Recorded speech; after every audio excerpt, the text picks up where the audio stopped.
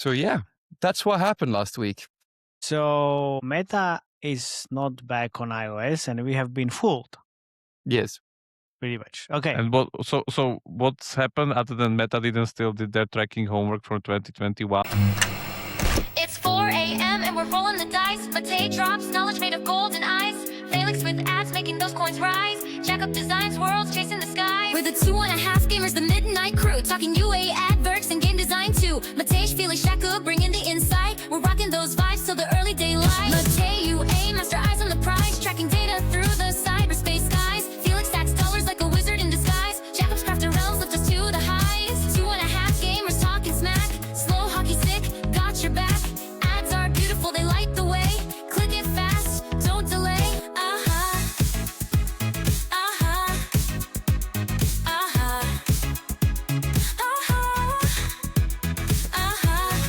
As usual. Hello, everybody. Hello.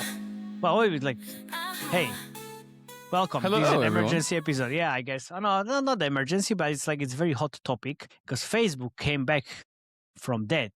On Except iOS. it didn't. Yeah, except It didn't. it did. Yeah, I can 'Cause- I can take it from here. Right? But Okay. hello everyone. I'm Felix Broberg, My name is Matej Lančarič. And I'm Jakub Bremja. and we are your host. And this is an emergency episode of the 2.5 for Gamers podcast because, as I reported on LinkedIn on Friday, which got a lot of traction, Meta is back on iOS, or so I thought. So to give this a little bit of context, why it's important and what actually happened and what we're going to talk about on this emergency episode, we have to go back to the beautiful date of April 26, 2021. And what happened on this date was that Apple introduced the App Tracking Transparency, also known as ATT.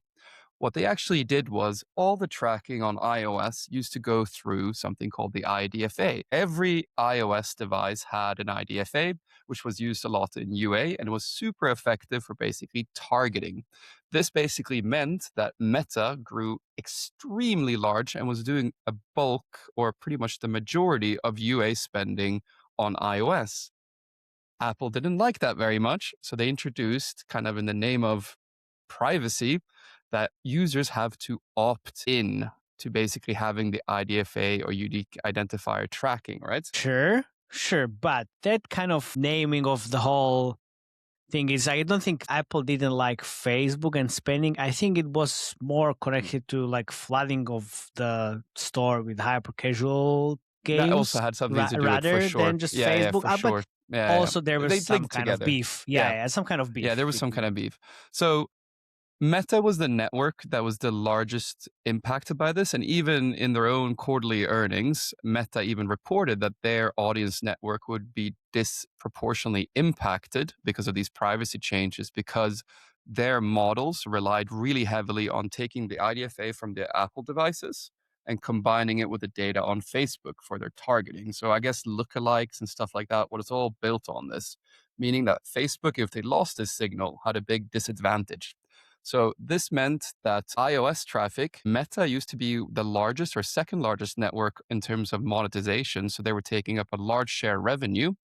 They basically went from being the largest network to being 1 or 2% of a stack, right? The So smallest. I was almost the managing Tetris at the time. And I saw on iOS, we were probably making around 50 or 60K a day in ad revenue, right, on iOS.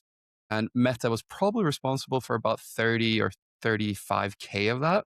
And over the course of 2 weeks, that revenue dropped down to about $400 a day. So if you extrapolate that, it's quite big. Big drop, right? So the interesting thing that happened in this time, right? A couple of things that happened was that a lot of networks dropped, and eCPMs on iOS pretty much dropped to about 25% of what you saw on Android for about 2 weeks. And then afterwards, networks started coming back, but not Facebook. So the kind of assumption here is that all networks started doing fingerprinting, where essentially they group together a bunch of other data and they actually build big models based on what users are doing from other apps and what kind of device types they have. Then Well, once again, iOS says you're not fingerprinting- allowed to do that. iOS says you're not allowed to do fingerprinting this. is the thing that they banned in the first place with IDFA. No? Exactly, but they don't enforce it really. It's- So that's kind of the ban thing, is right? a very strong wording, my Yeah. friend. There, Because within 3 just trying weeks, to get I'm to the seeing bottom of the it. Tetris numbers when I was managing. Because within 3 weeks, like eCPMs were back to about like 15% of the previous one before this whole thing happened. So must have been some fingerprinting. Also, kind at the same time when ATT started happening, Meta dropped from, like I said, 30K a day on this app that I was managing to 400. And at the same time, I just looked up, right, Apple Search Ads, which is, of course, Apple's own advertising network that's inside of, the App Store. It launched in 2016 and it made about 100 million in the first year. And in 2018, it had grown to about $500 million in revenue. Now, in 2021, this was launched. Revenue on Apple Search Ads went up to 3.7 billion. And then in 2022, went up to 5 billion. So I don't know, like, Maciej, maybe you can talk a bit about search ads and I can keep this intro going on what's it's actually quite happening. bad. Still, it's quite bad. Still, for games, especially for apps, it makes sense, and also apps have been growing for some time, and this might be connected rather than just to Facebook and the ATT afterwards. But of course, like this was the move for just kind of pushing their own UA channel. Although But this is it's still- basically it's- Apple saying that you cannot do these privacy things, but only we can do it. Kind of. They would Kind of. never admit that, but it's like, if you have a brain, yeah, that's you what's can going connect on. the dots. Yeah, That's you what's can connect going the on. Oh, hello there. I didn't see you. Thank you very much for coming to this episode. It's brought to you by our sponsors, PVX Partners, the simplest and most effective credit line for marketing. If you're scaling your business and need funding, here's the deal. With PVX Partners, you can grow your game easily and your business. There's no equity dilution. You can repay as you get paid, and it's flexible, fast, and fully tailored to your growth. So you can secure funding in 30 days and get a term sheet in just 24 hours. Don't you wait. Take control of your UA budget without giving away a piece of your company. Visit pvxpartners.com and see how they can help you grow your game faster and stronger. Don't wait. Go to pvxpartners.com. So the biggest thing was that, Facebook completely lost out on this. And that has led to the fact that now the most dominant network on iOS is AppLovin, right? So AppLovin has grown significantly. Can we just put a timestamp on this, please? Because we went through so many 2021, events. Meta goes to near zero on iOS, right? And then since 2021, AppLovin has been growing significantly, and their kind of back turf, I would say now, is iOS. Is where they do extremely well. Correct me if I'm wrong, Maciej. There, I'm not a UA That's true. person, but On yeah. UA side, Yeah. absolutely yes. Yeah. But Which it's is- just it's a granular increase. It's not like AppLovin was killing it so much from 2022, no? It's just like for last It started, 2 or 3 yeah, years but they were starting like they're growing, really right? killing it. Yeah. Also, in terms of monetization, isn't also like Google quite strong still on iOS? Not really. Really? If I look in stacks now, right? Like usually if you're on Macs, right, 40 to 50% is always AppLovin, especially on iOS. Google is going to be about 20% of that, but they're not as big on iOS as you think, right? And that's kind of been the prelude why AppLovin has also launched this e-commerce product, right? Historically, e-commerce UA spend goes to two main sources if you have an e-commerce, and e-commerce spend dwarfs pretty much any gaming spend, right? Because it's the biggest like spending online. So Google and Meta have pretty much had a nice duopoly for the last couple of years, or the last decade, I would say, in terms of e-commerce spend. And now AppLovin has been growing that so much. They talk about it in the end of year like earning, or they talk about it in their like quarterly earnings every time. It's estimated by some analysts that they're basically getting 2 or 3% of the e-commerce spend now, which is large. So now Google and Facebook are being like, hey, they're coming in on our turf. What can we do to fix that? And that's why everyone kicked up such a big fuss this week, because on the 28th and 29th, like Meta earn like share revenue in some of my clients' accounts, or in all of my clients' accounts, pretty much went from, I have one client where it went from being $200 a day, where it's been since 2021, and it basically shot up to earning nearly 5K a day, right? So it shot up from being 2% to almost 22% in that account. And that's pretty much mirrored across the board. Thursday, Friday, this kind of revenue just shot up like crazy. And it was widely thought that what actually happened was that Meta launched what they've been talking about for so long, which is their kind of ATT tracking framework, taking them back on iOS because they're so large that they actually want to compete with AppLovin head to head. And that's why everyone was getting super excited, because basically Meta's ECPMs in the States, the average ECPM that on this app that or game I was managing is $43 in the States. Meta's ECPM for those 2 days came in at $73. So it was wildly like higher than anything else, right? So everything was looking great. Everyone's like, oh my God, Facebook is back. That means we're going to be earning finally higher ECPMs. The competition is back. Mati got excited because of UA implications. You can start doing UA on iOS with Meta again. More channels. Wait. I don't know. I've been doing UA with Meta for years, and I've been the one who was always saying, hey, actually Facebook and iOS is great.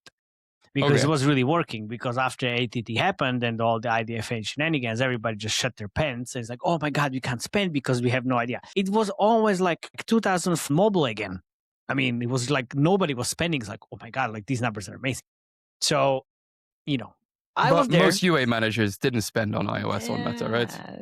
It's hard to say. I think if we had this discussion maybe 3 years ago, I would say not really. But now they've been doing all these different advanced measurements, again, mobile measurements and aggregate and even measurement and whatever else on Facebook side, which is a little bit more UA topic, which definitely helps kind of with the UA on Facebook. So there's no scan anymore. Like nobody cares about that shit because it's useless. So there's like all these kind of model conversion. Let's not call it fingerprinting because they can't do it because they're a big company for whatever reason. But it's called modeled conversions. It works really well. So model conversions like fingerprinting, but like with a wink. Maybe. No, I mean it's not there, but it's like, well, they should definitely go into that. Do I get it right that Meta should have done this? Yeah, 10 years ago. Well, yeah, like when AppLovin did this, like 2021, exactly. Basically. Yeah, and it's their own fault for being late. And then AppLovin would probably not be as a big company as it is right now. Because because that's their own fault for creating this rival of a company, basically. Right. Yeah, exactly. So what also happened on these 2 days, right? The thing that was really interesting was because the Meta share revenue increased so much, right? If you go from 2% to 22%, you got to have losers as well, right? So in the stacks that I look in, which is quite a large portion of mobile impressions that I see, right? So the biggest loser was Unity. So it's like had a big implication on their vector rollout, right? And then also AppLovin. So the two networks that Meta was taking a lot from was Unity and AppLovin for 2 days. And then the complaints started coming. So we first started seeing on some accounts late Friday afternoon that retention rates kind of had dropped kind of the same time as this kind of came out with the Meta with basically Meta rolling out and increasing demand. So then what we started doing was we started looking at the end cards inside of the apps that we're managing, right? And what actually happened is that Facebook hasn't launched any tracking because the share of revenue on non-IDFA traffic increased slightly, but not a lot, right? So it's on IDFA traffic. But what changed was they rolled out the most aggressive end cards I've ever seen in this business. Do I get it right that they still didn't do their 2021 homework? No. They just changed the end card. No, but this is one of the kind of stepping stones to that. Yeah, to that homework. Yeah.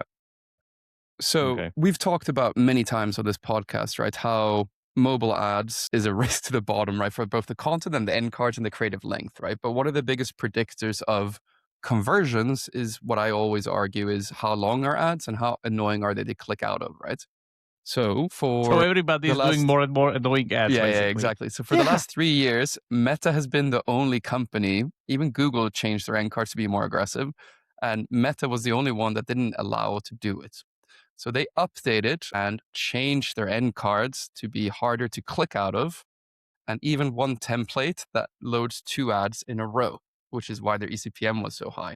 And the fact that this test that they've been doing for some time already for these end cards, let's say rumor on the street has that this is the biggest impact on the overall like engagement / revenue for a feature of this kind of scale that they've seen. Exactly. They haven't seen since like the beginning of the company. Like seriously, this was the highest impact they've ever seen for any type of test or feature. That's interesting. Where are you getting that from? I just, I'm walking around the street of San Francisco sometimes, and then suddenly like a bird whispers this into my ear. I won't say like the exact number of the like improvements and increase that they've seen, but this is what few people told me. The funny thing is, I've just had to Insane. spend a large portion of my Friday evening to basically try to get Meta to reduce these end card templates because it gives them a really unfair advantage, right? Who are you talking to? Like these people don't exist anymore. Because basically what also happened was in 2022, they let 400 people go from Facebook Audience Network, right? There was a restructuring. Like there was restructuring, right? Even UA gaming reps, they don't exist anymore. Like seriously, like it's like the whole reorg stuff happened, and they just like there's literally no one like support, like zero. Talk to the like AI chatbots. Fortunately for me, my clients are large enough that they still have an account manager for this. But it's still if you're not a large client, this sucks for you. Yeah, everybody went to the Reality Labs division, and then after that fell to the AI division now. Yeah. Well, sure. But the thing is, I don't know about that, right? But yeah, exactly. I mean, that was supposed to be like a funny moment from Jakub. Yeah. So here is one of the ad formats that they have now, and it looks very simple, but these small things really matter, right? So you have the what's it called, the SK overlay that comes at the bottom that you can click through, which they didn't have before. It was just a video that played. Yeah, it wasn't there. Solitaire Royale. Okay. Solitaire Royale. She's talking. German. Yeah, German version of the. Yeah, German version, right? Is this like a real money gaming? Yeah, it is. And then here you have the end card that you can actually use and play around with an X button, and that's one of the end cards. It's like the end card. Like this is more like an interactive end card. Yeah, interactive playable, right? Yeah. So the so crazy thing is, end card. This is you can move around, right? So then you go through, and then it comes up again with SK overlay. So it's a playable, no? And you can set it, it's a playable at the end or interactive end card, right? But it's also harder to click out, right? So you can move and play around with it. Can you actually move the card there? Yeah, you can. Yeah. So it's a playable. But this is. Yeah, exactly. It's like this is like playable. Normal. So I told my boss I made a playable ad with Playable Maker, and he said to me, "What language did you code it in?" And I said, "I don't know. With Playable Maker, all you do is drag, drop, click, and it does it all for you." So he said, "What language did you make it in?" And I went, "I don't know. English." At the end of the day, as long as the Playable Maker does it all for you, why do you care? It's just like magic. Playable. Yeah, I don't exactly. see the difference. So this is one of the two that you can do, but there's also another one that I wasn't able to record, which is exactly a copy of the Google end card where they play two ads in a row. So basically they can take 2 UA creatives in a row. And this is what caused this big spike, right? But the fact is that non-IDFA traffic is pretty much flat, right? So it's still only bidding on IDFA traffic. But this small little thing, especially in the start, because people aren't used to seeing this particular one, they convert crazy high levels. It's the same thing like when you have a game and you have a new feature or something, and it basically spikes for a couple of days and then drops back down because I'm back to baseline. Why I'm back to baseline. But why? But like, what's the point? Like, when you have a new end card and then like you go up, then there should be. So they basically doubled the number of ads per impression, which increased conversion. No shit, because people just saw more ads. No, they did both double the amount of ads inside of their creatives while also making it harder to click out. So you also increase the amount of conversions. Exactly. Yeah, right. Then why only for a couple of days? That's what I'm not done. So basically what I've been doing now is, right, if I have a client, right, we basically, it's like if you have a game, it's really quite important for you to have all your networks on the same creative length and end card formats, right? Because otherwise it's a unfair advantage. So you give clear directives. What's the unfair advantage? Why? So if you have let's say, yeah, AppLovin on 30 seconds and then Facebook on 60 seconds, then Facebook is going to get more kind of impressions Impression afterwards, time? and then conversions later, and then more money, obviously. Okay. But it's not fair because AppLovin is already like kind of like almost with one like pretty much. Yeah. Right. So yeah, what I've been spending my time doing now is basically getting to Facebook and removing these end cards to being like, hey, that's not fair. We need parity. So you need to change that back. And then the performance drops.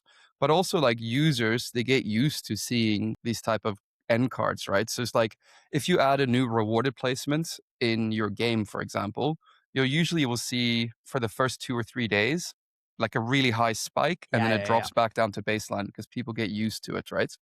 So we're pretty much back to baseline across the board on all the accounts, right? But I believe that this is probably an indication from Facebook that they're going to maybe come back in iOS at some point because they have been talking about it for 3 No, years, they have but to. haven't They done have it. to. Yeah. They have to. Question. Doesn't making or like forcing people to watch double the amount of ads has an impact on their engagement? I mean, retention.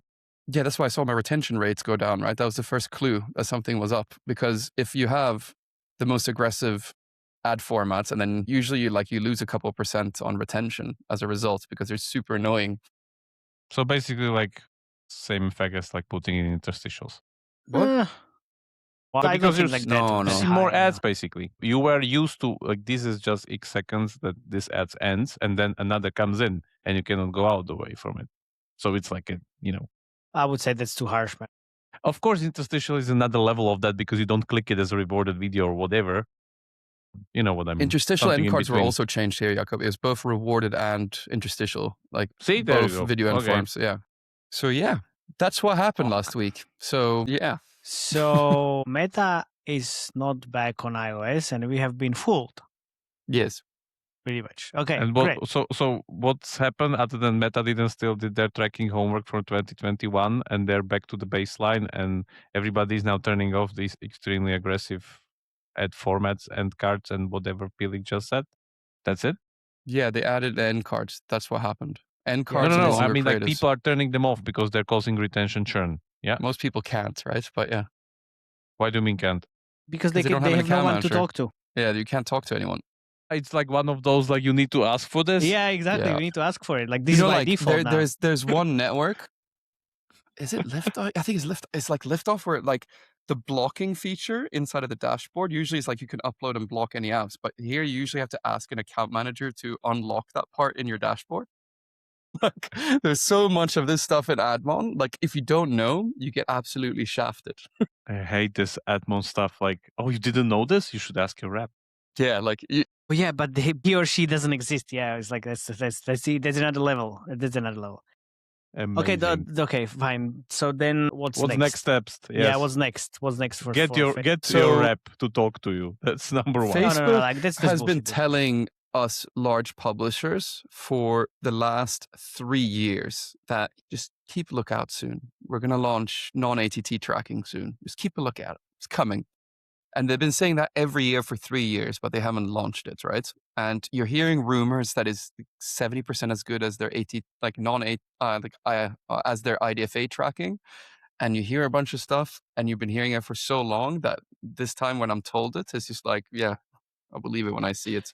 No, man, like it's the same thing with AdRoss campaigns, right? It's like, oh, we're working on the AdRoss campaign for so long because it's going to be 3x better than everything that's on the market. Launches, and it's shit.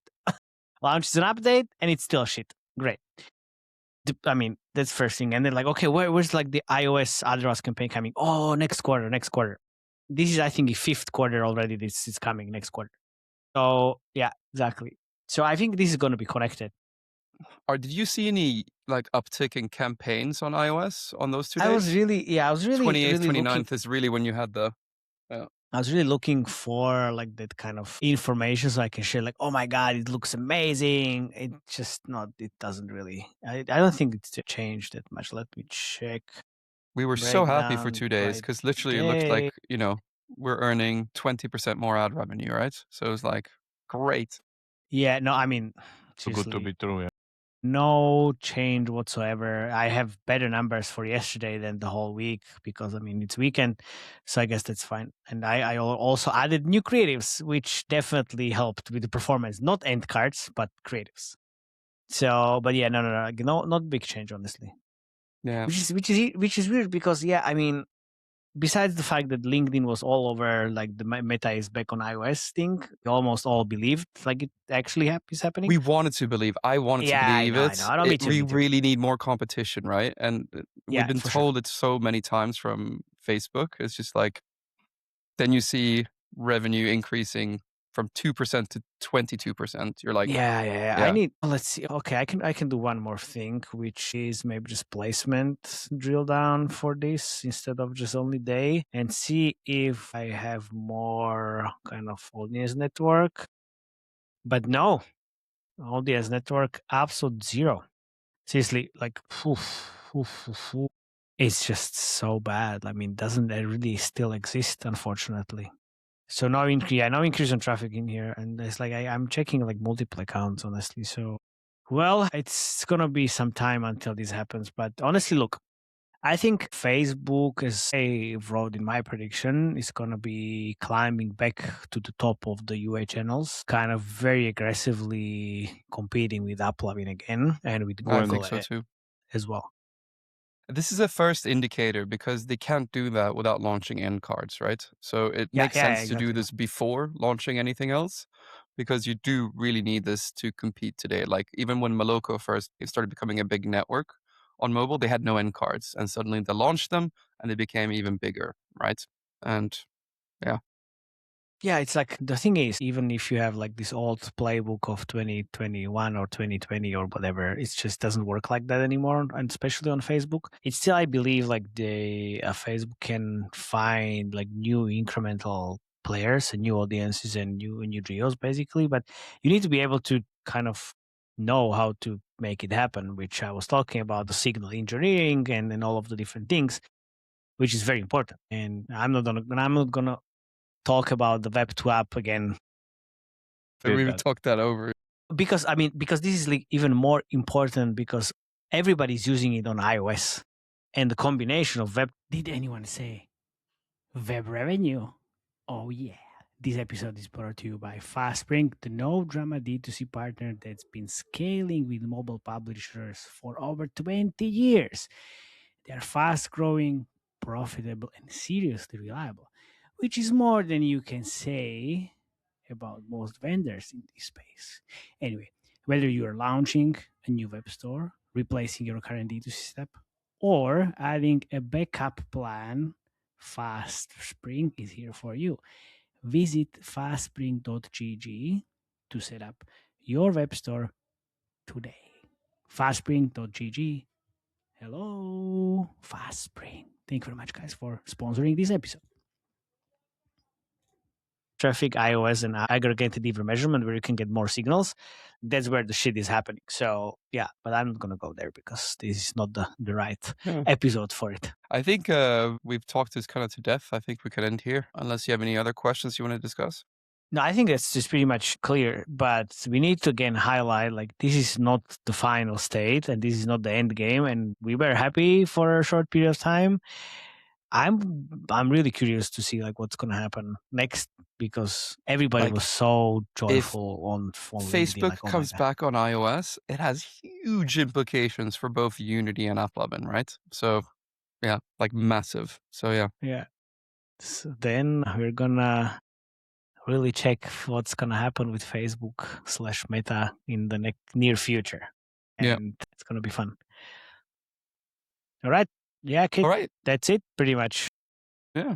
Thanks for tuning in for this emergency episode. We always aim to make you stay 2.5 steps ahead of the industry, of the mobile industry.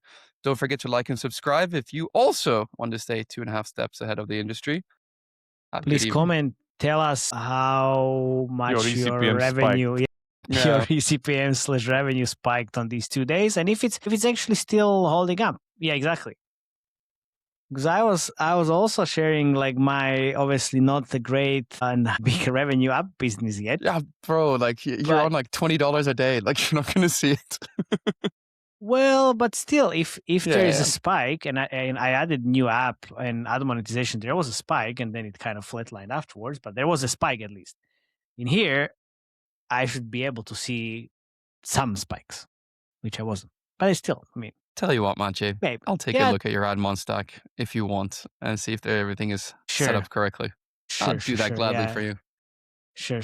I've heard that so many times, never happened. Never happened. Never happened. So, and with that, thank you very much for tuning in again. See you next Bye-bye. time. Bye-bye. Ciao.